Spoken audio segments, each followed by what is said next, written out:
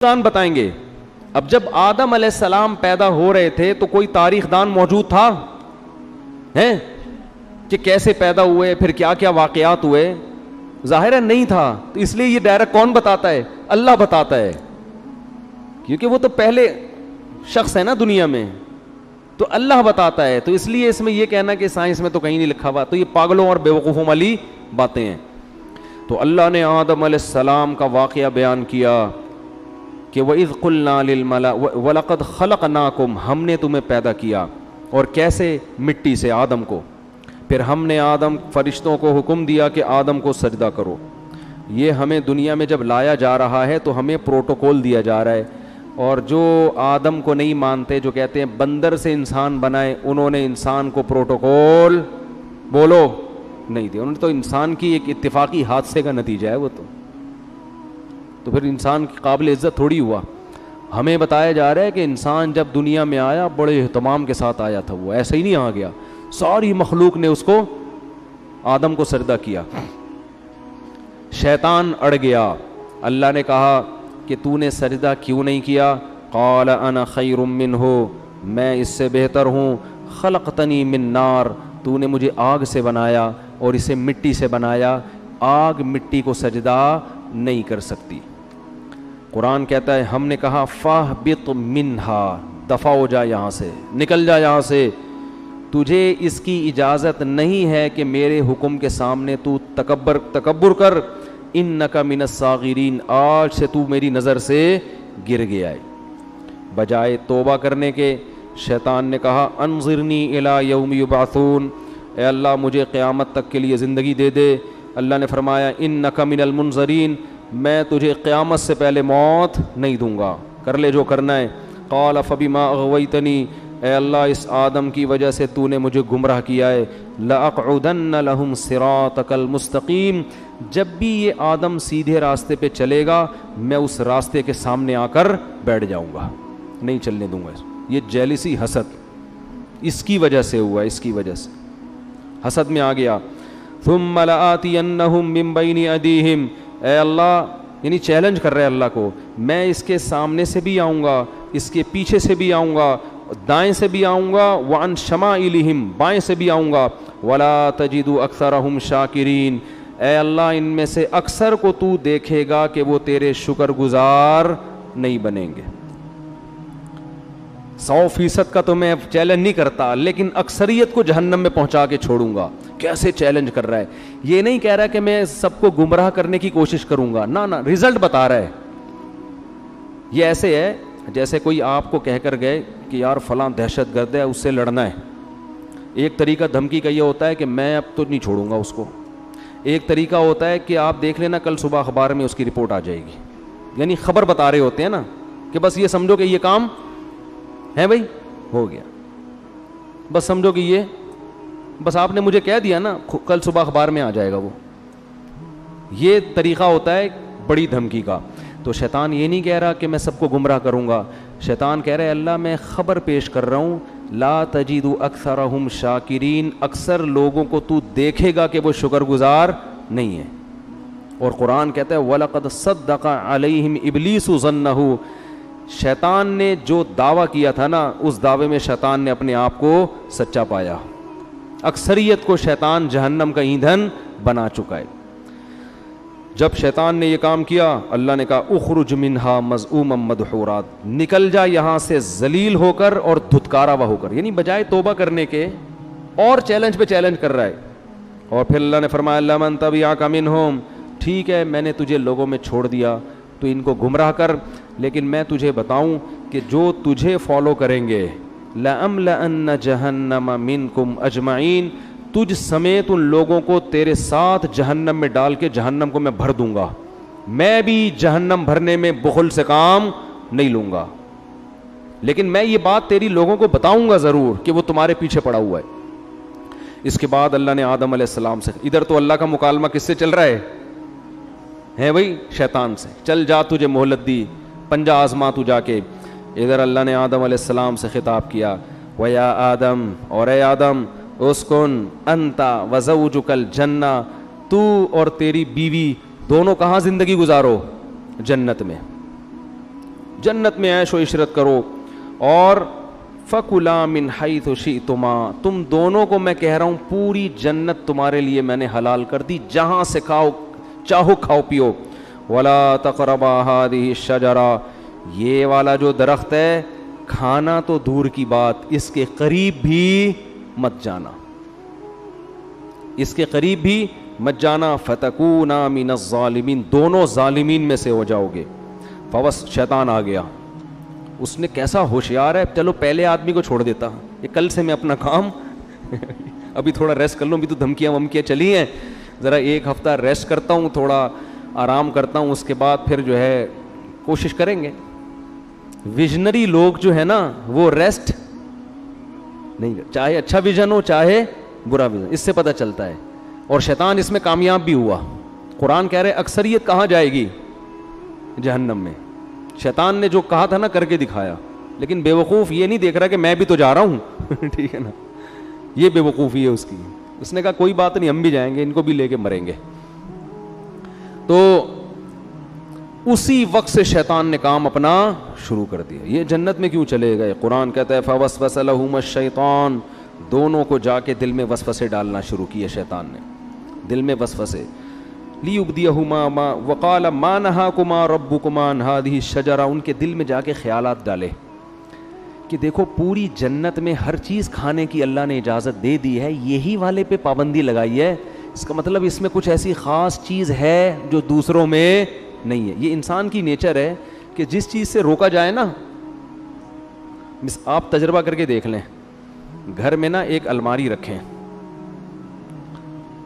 اور ہر جو دراز ہوتی ہے نا اس میں کسی میں لاک نہ لگائیں, ایک میں لاک لگا دیں, اس میں کچھ بھی نہیں ہے, اس میں مری ہوئی چھپکلیاں ڈال دیں آپ. بے شک بچوں کو بولیں کہ اس کو نہیں کھولنا, بچے کسی کو نہیں کھولیں گے سوائے اسی کو کھولنے کی, ان کو ہوگا. وہ یہ شیطان وسوسے ڈالتا ہے, وہ نافرمانی کرواتا ہے. اب آدم علیہ الصلوۃ والسلام کے دل میں اور اماں حوا ان کی زوجہ, دونوں کے دل میں شیطان نے وسوسہ ڈالا اور کہنے لگا ما نہاکما ربکما عن ہذہ الشجرہ, دیکھو اس درخت میں کچھ تو ہے, اللہ چاہتا ہے کہ تمہیں جنت تو ملے لیکن وقتی عارضی, موت تو ہے نا, وہ تو یہاں بھی مرو گے تم. تو لگتا ہے کہ اس درخت میں ایک چیز ہے کہ یہ درخت کھاتے ہی ہمیشہ زندگی, موت, یہ ایسی ویکسین لگ جائے گی یہ کرونا سے حفاظت کی ویکسین ہے, اور کرونا نہیں بلکہ یہ موت سے حفاظت کی کیا ہے, ویکسین ہے. یہ کھاتے ہی موت پروف ہو جاؤ گے. اور دوسری بات, فرشتے بن جاؤ گے جن کی ہزاروں سال عمریں ہوتی ہیں. تو یہ چکر ہے. قرآن کہتا ہے ایسے دل میں بار بار بار بار. اب پیغمبر جو ہے نا ان کے بارے میں پوری امت کا اجماع ہے, ان سے صریح نافرمانی نہیں ہوتی. البتہ یہ ضرور ہے کہ ان سے اجتہادی غلطی ہو جاتی ہے. تو علماء کہتے ہیں کہ آدم علیہ السلام کے دل میں خیال آیا اور اماں حوا کے کہ اللہ نے یہ والا درخت منع کیا ہے نا, تو یہی درخت وہاں بھی اگا ہوا ہے وہاں بھی اگا ہوا ہے, تو وہاں سے کھا لیتے ہیں, کیونکہ اللہ نے تو حاضی ہی کہا تھا یہ والا. حالانکہ اللہ کی مراد یہ تھی کہ یہ کا مطلب پوری جنت میں کہیں بھی یہ والا درخت نہیں کھانا. تو آدم علیہ السلام نے تعویل کر لی, اماں حوا نے بھی, یہ والا کا ہے وہ والا تھوڑی کا ہے, اور شیطان وسوسے ڈال رہا ہے کہ کھا لو بھائی کھا لو بھائی. جا کے قرآن کہتا ہے فلما ذاق الشجرہ, کھانا تو دور کی بات, ابھی زبان پہ پھل کو رکھا اور چکھا ہی تھا, فوراً اللہ کی طرف سے پہلا عذاب کیا آیا, وطفقا بدت لہما سوآتہما, اللہ نے دونوں سے جنت کا لباس چھین لیا, دونوں برہنہ ہو گئے. وطفقا یخصفان علیہما من ورق الجنہ, اور شرم کی وجہ سے جلدی جلدی جنت کے درختوں کے پتوں کو اپنے اوپر ڈالنے لگے. دیکھو دونوں میاں بیوی تھے, اور میاں بیوی کا آپس میں کوئی پردہ نہیں ہوتا.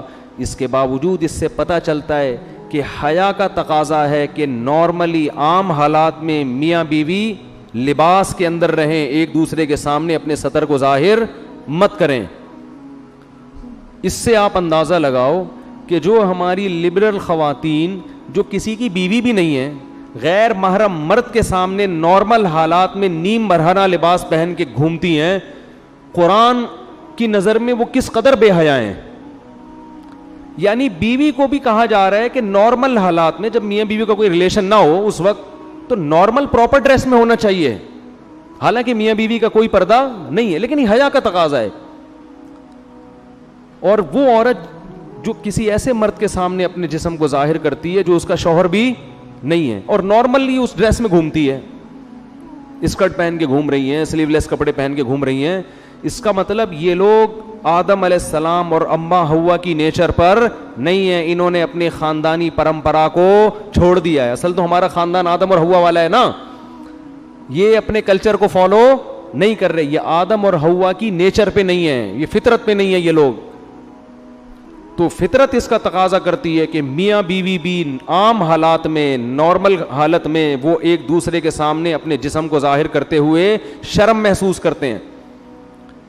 تو اب القرآن کہتا ہے فَطَفِقَا يَخْصِفَانِ عَلَيْهِ وَنَادَاهُمَا رَبُّهُمَا, فوراً رب نے ان دونوں کو پکارا, أَلَمْ أَنْهَكُمَا عَنْ تِلْكُمَا الشَّجَرَةِ, کیا میں نے تم دونوں کو منع نہیں کیا تھا یہ درخت مت کھانا, وَأَقُلْ لَكُمَا إِنَّ الشَّيْطَانَ لَكُمَا عَدُوٌّ مُّبِينٌ, کیا میں نے کہا نہیں تھا کہ شیطان تمہارا دشمن ہے. اس سے پتہ چلتا ہے کہ اللہ تعالیٰ یہ واقعہ آدم علیہ السلام کو بھی سنا چکے تھے کہ دیکھ آدم, سب نے سجدہ کیا ہے, شیطان نے نہیں کیا, اور یہ تمہیں اور تمہاری بیوی کو گمراہ کرے گا.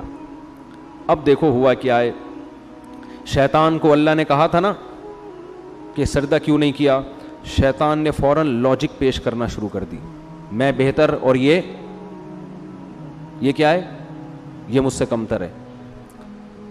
لیکن آدم علیہ السلام نے یہ کام نہیں کیا. آدم علیہ السلام نے یہ نہیں کہا کہ اللہ میں جنت میں آیا ہوں, تو نے یہ والا کہا تھا, میں نے وہ والا کھایا, یہ والا تھوڑی کھایا. جیسے بچے نہیں فوراً شروع کر دیتے ہیں, فوراً عذر پیش کرنا شروع کر دیتے ہیں, میں نے یہ والا تھوڑی, میں نے تو وہ والا کھایا ہے. اور دوسری بات یہ کہ ایک دفعہ کھا لیا نا, ابھی کھایا کہاں ہے, وہ تو چکھا ہی تھا ٹھیک ہے نا, کھایا کہاں ہے, ابھی تو زبان پہ رکھا تھا, کھانے دیا کہاں تو نے. دوسری بات یہ کہ اللہ جب تو نے پوری جنت میرے لیے حلال کر دی تو ایک درخت پہ پابندی لگانے کا کوئی فلسفہ میری سمجھ میں آتا ہے نہیں. ٹھیک ہے آئندہ میں احتیاط کروں گا, نہیں کھاؤں گا, لیکن یہ مائنڈ میں آنے والی بات ہے نہیں آ رہی بات. آج یہی ہو رہا ہے نا, شریعت عورت کو حکم دے رہی ہے پردہ کرو. خواتین کہتی ہیں ایکچولی پردے کی معاشرے میں ضرورت کیا ہے, مرد کی آنکھوں میں حیا ہونی چاہیے. یہ ان لوگوں کا کام ہے جن کے دلوں میں خدا کا خوف نہیں ہے, جیسے کہ شیطان کے دل میں نہیں تھا. اللہ نے حکم دیا, نبی نے حکم دیا داڑھی بڑھاؤ, رکھ لو بھائی داڑھی, نہیں رکھتے توبہ استغفار کرو. نہیں, ایکچولی وہ تو اس دور کا کلچر تھا, ایکچولی وہ تو یوں تھا, ایکچولی وہ تو یوں. اسلام کو داڑھی میں تھوڑی پورا اسلام رکھا ہوا ہے. اصل تو انسان کا کردار اچھا ہونا چاہیے, اخلاق اچھے ہونے چاہیے, دل نہ دکھاؤ. اور بھائی داڑھی رکھنا فرض ہے. اللہ نے موسیٰ علیہ السلام کو کوہ طور پہ بلا کے حکم دیا تھا کہ یہودیوں سے کہیں داڑیاں رکھیں, داڑھی مت کٹائیں. ہمارے نبی کی بخاری مسلم کی حدیث ہے, یہود و نصارہ کی مخالفت کرو, داڑھی بڑھاؤ. تمام پیغمبروں کی داڑیاں تھیں, تمام پیغمبروں کی. لیکن آپ دیکھ لو ہمارا لبرل طبقہ ایکچولی یوں ہے, اچھے دل میں ہو, داڑھی اندر ہونی چاہیے, اندر نہیں باہر بھی ہونی چاہیے داڑھی اندر کا کوئی فائدہ نہیں ہے, باہر داڑھی پراپر ہونی چاہیے. نہیں رکھی جاتی توبہ استغفار کرو, اللہ سے مانگو, اللہ کے حکم کو تبدیل مت کرو. تو ہر چیز میں ایسا ہی ہو رہا ہے کہ پردے کے معاملے میں آپ دیکھ لو, اور دوسری شادی میں بھی یہی ہو رہا ہے. بات آ گئی ہے تو جلدی سے تھوڑی سی کر کے نکلتا ہوں آگے.